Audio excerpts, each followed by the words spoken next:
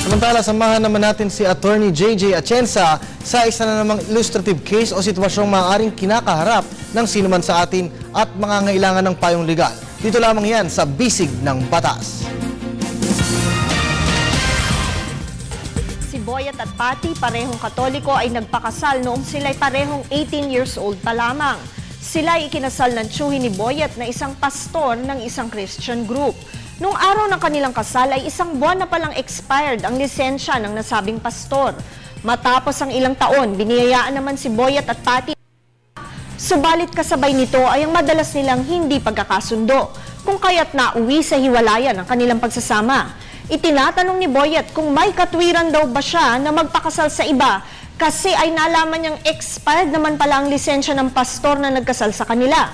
Bukod dito, ang hindi naman daw sila ikinasal sa isang Catholic rite at nagpakasal sila ni Patty na walang parental consent.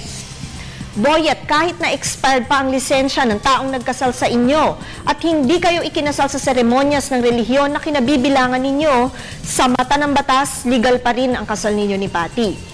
Ayon nga sa Article 35 ng ating Family Code, kung naniniwala kayo ni Patty in good faith na may lisensya ang taong nagkasal sa inyo at isa sa inyo ay miyembro ng sektong nagkasal sa inyo, ituturing pa ring legal ang kasal nyo.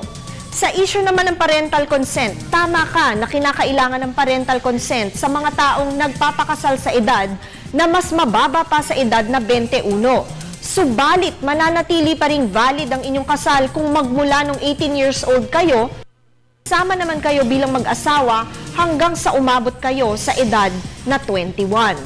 Tandaan lamang na ang aming kasagutan ay base sa mga facts o katanungan na inyong ibinigay sa amin. Maaari itong magbago kung sakaling may iba pang elemento o detalye na inyong maibibigay. Importante ring malaman na anuman ang aming opinyon ay hindi binding at malaya po kayong makakakonsulta sa inyong abogado. Salamat po sa patuloy ninyong pagtangkilik sa Telebisyon ng Bayan. Mag-email lamang po sa ptv4newscenter@gmail.com. Ako po si Attorney JJ Atienza, ang inyong bisig ng batas.